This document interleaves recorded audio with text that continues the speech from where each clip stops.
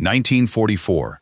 A German position under American artillery fire, and something is happening to the shells that should not be happening. Something that violates the basic physics of how artillery is supposed to work. If you were a German soldier, you understood artillery because you had been on the receiving end of a great deal of it, and you knew its rules. A shell comes down, and it hits something, the ground, a building, a tree, and it explodes. The danger is at the point of impact, and the ground gives you protection, because a shell that buries itself in the earth before it goes off has much of its blast absorbed by the ground, and a man lying flat, or in a hole, or under cover, is relatively safe from it. That is the whole logic of taking cover. You get low, you get behind something, you let the earth eat the blast. And there was one more rule you relied on, and it was the most important of all. A shell that does not hit anything does not explode. If it sails overhead and lands somewhere else, you are safe. The shell needs to strike something to detonate. And then the American shells started going off in the air, above you, before they hit anything, bursting overhead, at exactly the height where the fragments would spray down into your position, into the foxholes, over the earth banks, past all the cover that was supposed to protect you. The ground was no longer protection, because the explosion was not coming from the ground. It was coming from above, raining steel down into positions that were, by every rule you knew, supposed to be safe. Now, airbursts themselves were not new, and a knowledgeable German gunner knew that. Armies had long been able to make shells burst in the air, using timed fuses. A fuse set to detonate a certain number of seconds after firing, timed so that the shell would, if everything was calculated perfectly, go off above the target rather than on impact. But that knowledgeable German gunner also knew how hard that was, and how rarely it worked well, because he did it himself and he knew its limits intimately. To get an airburst with a timed fuse, you had to calculate everything perfectly. The exact range, the exact time of flight, the precise moment the shell would be over the target at the right height. And then you set the fuse, by hand, to that precise time, and you fired. And if any of your calculations were even slightly off, and they usually were, because range estimation and time of flight are never perfect, the shell burst too high to be effective, or too low, or too early, or too late. Getting consistent, effective airbursts with timed fuses was a specialist skill, slow, difficult, and unreliable, and it consumed enormous quantities of ammunition to achieve through trial and error. So a German soldier could accept the occasional airburst as the product of a skilled enemy gunner doing difficult math well. What he could not accept, what did not compute, was airbursts that were consistent, reliable, that came down at the right height, over and over, as though the enemy had somehow removed all the difficulty and all the guesswork from a thing that was supposed to be mostly guesswork. The conclusion available to him was that the Americans had become superb at timed fuse gunnery, far better than anyone had a right to be. And that was wrong, because the truth was stranger and far more disturbing. The Americans were not calculating the airbursts at all. They had stopped trying to time them. They had built a shell that decided for itself when to explode. A shell with a tiny brain inside it that could sense when it was close to the target and detonate at exactly the right moment, with no calculation, no timing, no skill required from the gunner beyond aiming in the right direction. Inside those shells was one of the most secret, most advanced, and most decisive technological achievements of the entire war. A miniature radio, built to survive being fired from a cannon that sensed its own approach to the target and triggered the explosion at the perfect instant. It was called the proximity fuse, and it was so secret and so valued that for much of the war the Americans would not allow it to be used anywhere the enemy might recover a dud and discover how it worked. This is not a story about artillery. This is a forensic audit of a war fought not just with steel and explosive, but with electronics, with the miniaturization of intelligence, the putting of a tiny thinking device inside an ordinary shell, and of why the nation that pioneered that, and mass-produced it, and guarded it, held an advantage the Germans could not see, could not counter, and in some cases did not even understand, was being used against them. Part 1. The German Calculus. We have to begin, as always, by respecting the German position, because German artillery and German fuse technology were excellent, and the problem the proximity fuse solved was a problem every army in the world was struggling with, including the best of them. The problem is fundamental to anti-aircraft gunnery above all, so let us start there, because that is where the proximity fuse first mattered most. Shooting down an aircraft with a gun is one of the hardest problems in warfare. The aircraft is small, it is far away, it is moving fast in 3 dimensions, and by the time your shell reaches the altitude where the aircraft is, several seconds have passed, and the aircraft has moved. You are not shooting at where the aircraft is, you are shooting at where you predict it will be. And your shell, to destroy that aircraft, must not merely arrive at the right place, it must explode at the right place, because a shell that passes close to an aircraft and does not explode does nothing at all. So anti-aircraft fire depended on timed fuses, set to explode at a calculated altitude and moment. And the calculations were fiendish, and the errors were large, and the result was that anti-aircraft gunnery was appallingly inefficient. It took, on average, an enormous number of shells to bring down a single aircraft. Thousands of rounds per kill was normal. Most shells burst harmlessly, at the wrong height or the wrong moment, because getting the timing exactly right against a fast-moving 3-dimensional target was very nearly impossible. The Germans knew this intimately, because they built one of the most formidable anti-aircraft establishments in the world. The famous German anti-aircraft guns and the vast organization that operated them poured a staggering tonnage of shells into the sky against Allied bombers and brought down many, but at a cost in ammunition that was enormous, precisely because the timed fuse problem was so hard. Every German gunner firing at a bomber was fighting the same fundamental difficulty. The shell had to explode at exactly the right instant, and there was no reliable way to make it do so. And the Germans understood, in principle, what the solution would be. If only a shell could sense the target itself, could detect when it was near the aircraft and explode at that moment automatically, the whole problem would dissolve. You would no longer need perfect timing, because the shell would find its own moment. This was not a secret idea. The concept of a proximity fuse, a fuse that detonates when it senses proximity to a target, was understood by scientists in several countries, including Germany. So why did the Germans not build one? For the reason that runs through this entire channel. Not because they did not understand the concept, but because building it was an immense technical and industrial challenge that Germany could not meet, while America could. Consider what a proximity fuse actually requires.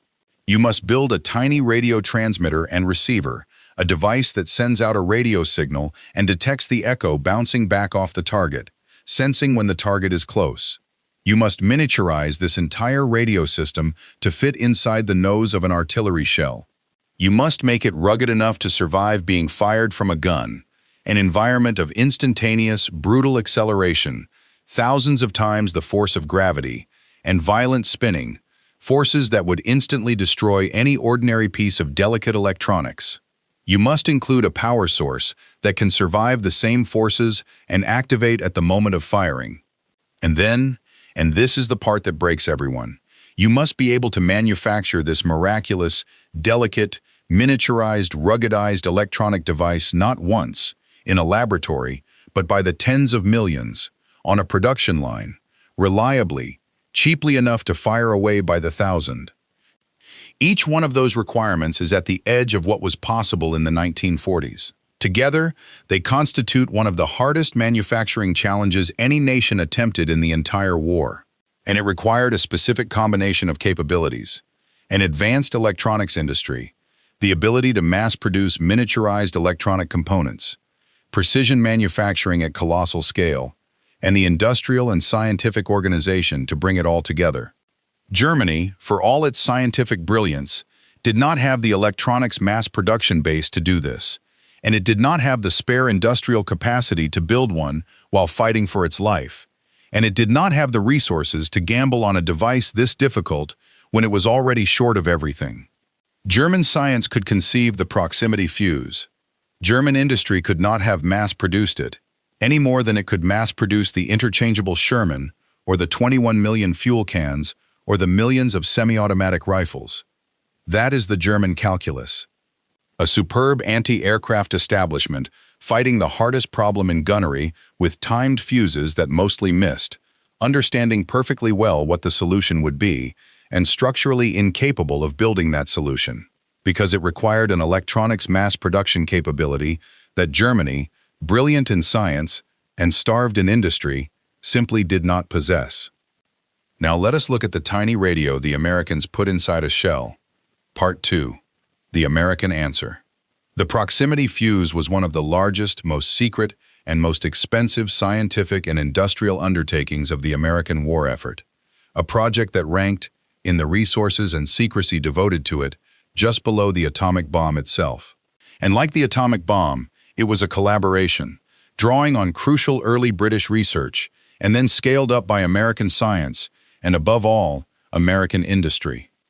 Here is what they built: a fuse, screwed into the nose of an artillery shell, exactly like an ordinary fuse, but containing inside it a complete miniature radio system. The fuse broadcast a radio signal continuously as the shell flew. When the shell approached a solid object, an aircraft, or the ground, or a target, the radio signal bounced back, and as the shell got closer, the returning echo grew stronger, and when it reached a certain strength, meaning the target was within lethal range, the fuse triggered the shell to explode.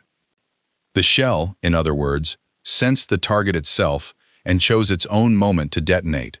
No timing, no calculation of the burst point, no skill required beyond putting the shell in roughly the right place.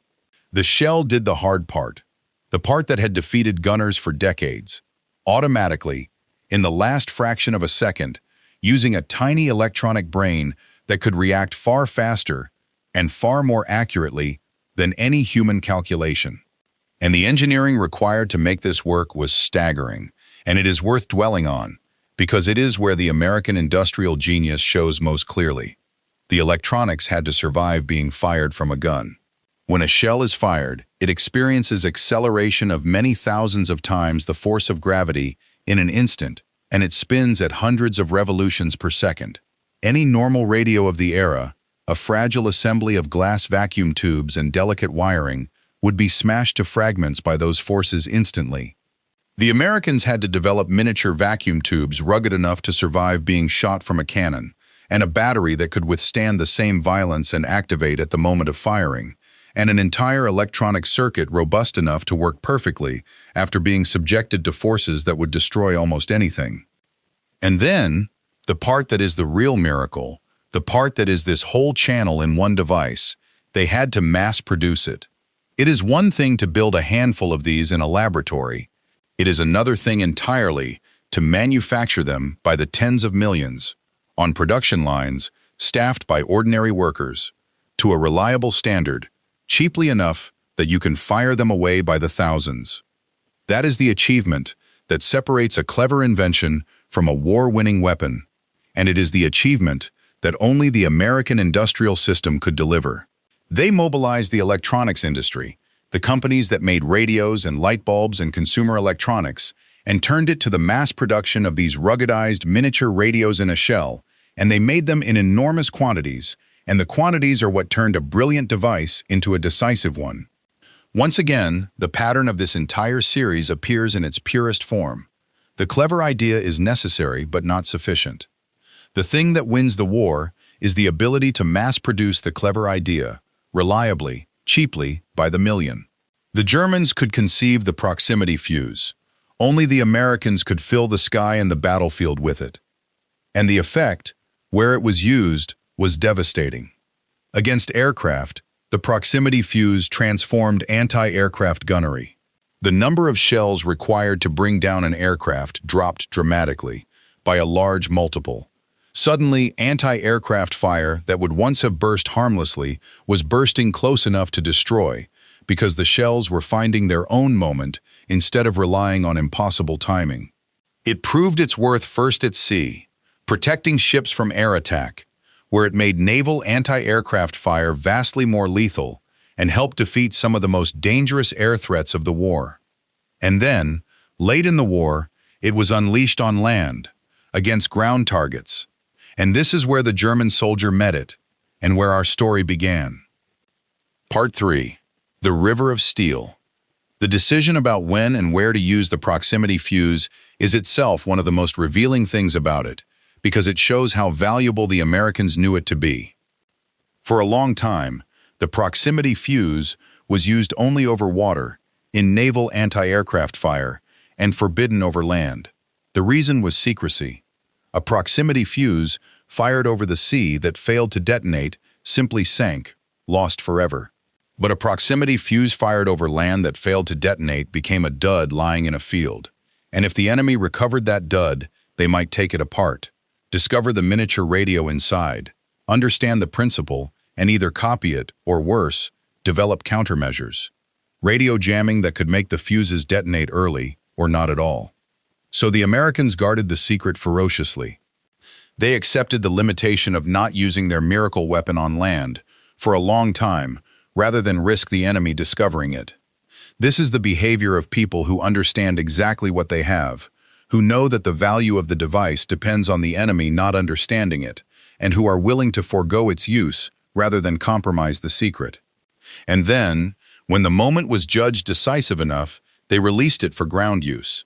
And the timing is one of the great examples of a technology arriving exactly when it mattered most. In the Great German Offensive in the Ardennes, in the winter of 1944, the proximity fuse was used on land, in quantity, for the first time. And against troops in the open, or in field positions, the air burst it produced was murderous. A shell bursting overhead at the optimal height sprays its fragments down and outward across a wide area, defeating the cover of foxholes and earth banks that protect against ground-level bursts. Artillery-firing proximity-fused shells could produce reliable, consistent, lethal airbursts over enemy positions without any of the difficult timing that had made airbursts rare and unreliable before. And the effect on troops caught by it was catastrophic. German soldiers in the Ardennes experienced exactly what our opening described: artillery that burst above them, reliably, defeating their cover, raining steel down into positions that should have been safe. Accounts of the fighting record the terrible effectiveness of American artillery in that battle, and the proximity fuse was one of the reasons the German offensive was met with such devastating firepower. It was one weapon among many that helped break the last great German gamble in the West. And behind the battlefield effect stood the numbers. As always, the Americans manufactured proximity fuses in enormous quantities, tens of millions of them over the course of the war. Turning a device of this delicacy and complexity out by the tens of millions and getting them to the guns and firing them away freely is an industrial achievement of the same order as everything else in this series. The same marriage of scientific ingenuity and mass production capacity that produced the fuel, the tanks, the trucks, the rifles, and the medicine. And notice the deep pattern one more time, because the proximity fuse is its purest expression. It is the miniaturization of skill. It took the hardest part of gunnery, the timing, the calculation, the specialist judgment of when a shell should burst, and it moved that skill out of the human being and into the device. Exactly as the interchangeable part moves skill out of the craftsman and into the tooling. Exactly as the fire control system moves skill out of the individual gunner and into the central calculation. Exactly as the standardized training moved capability into the system rather than the individual.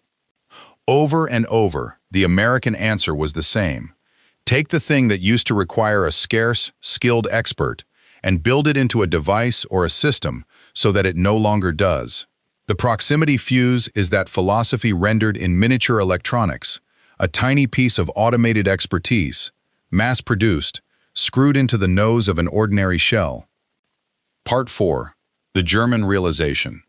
The Germans' experience of the proximity fuse is unusual in this series, because for much of the time, they did not fully understand what was being done to them, and that is itself a measure of how well the secret was kept.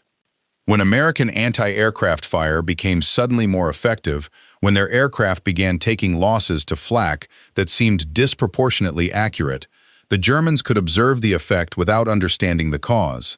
They knew the enemy's anti-aircraft fire had become more dangerous. They did not necessarily know why, did not know that a tiny radio was now riding inside the shells, finding their aircraft automatically. The secrecy that kept the Fuze off the land battlefield for so long also kept its principle hidden, so that the Germans were, in part, being defeated by a technology they could not identify. And when it appeared on land, in the Ardennes, the effect was sudden and shocking, and again, not immediately understood.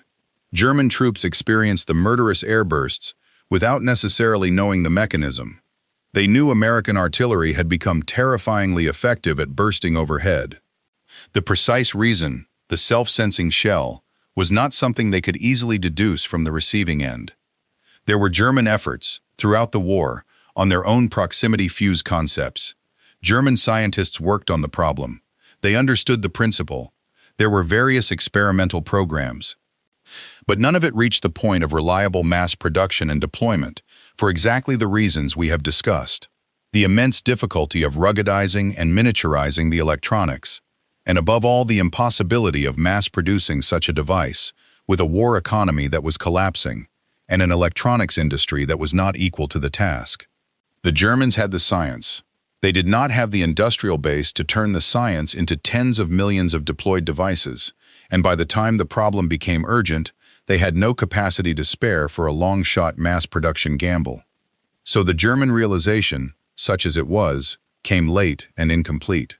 Only after the war, when Allied technology was fully revealed, did the full picture become clear, that the enemy had been firing shells with radios in their noses, that the increased lethality of American flak and American artillery had been the product of one of the best-kept and most advanced technological secrets of the war. And that late, incomplete understanding is itself the final expression of the German predicament. They were not merely outproduced and outsupplied, as in every other episode. Here they were, for a time, outthought in a way they could not even perceive, defeated by a device so secret and so advanced that they experienced its effects without grasping its nature. The proximity fuse was the war's clearest case of the Americans holding a technological advantage so far ahead that the enemy could be hurt by it without knowing what had hurt them. The Germans built magnificent guns and fired them with human skill. The Americans built a shell that no longer needed the skill, because the skill was inside the shell, and they kept it so secret that the enemy for a long time did not even know the skill had been automated at all.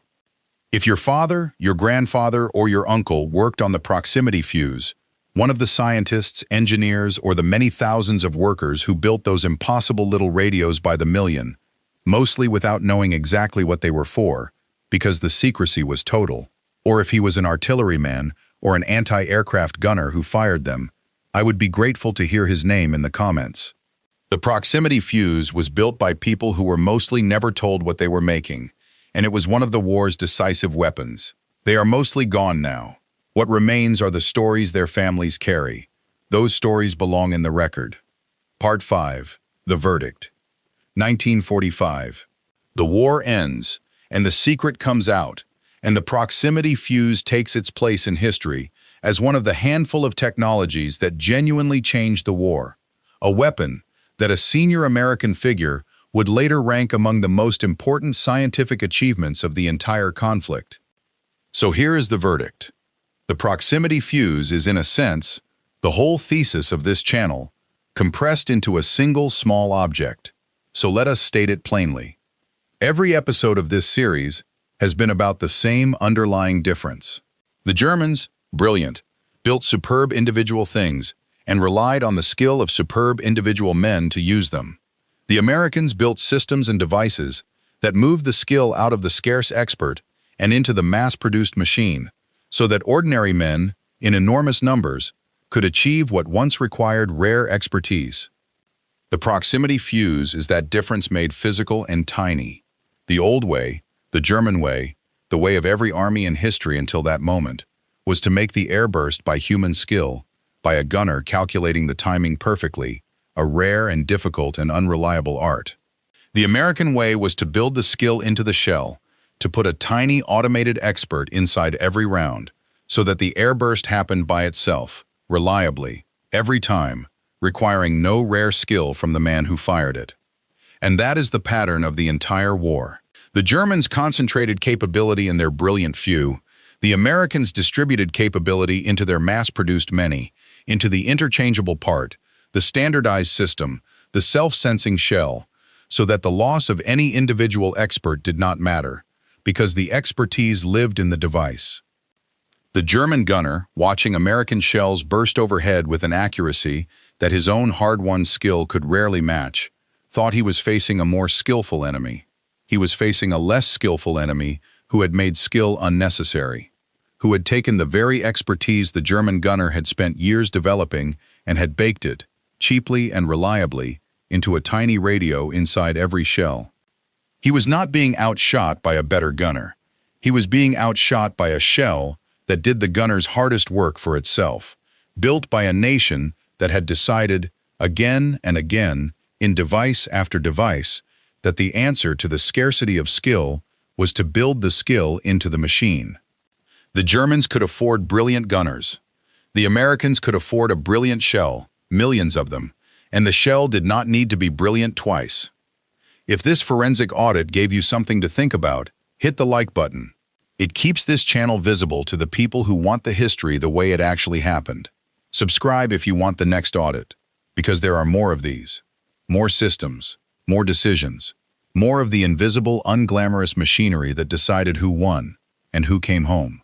And remember this about the people who built it.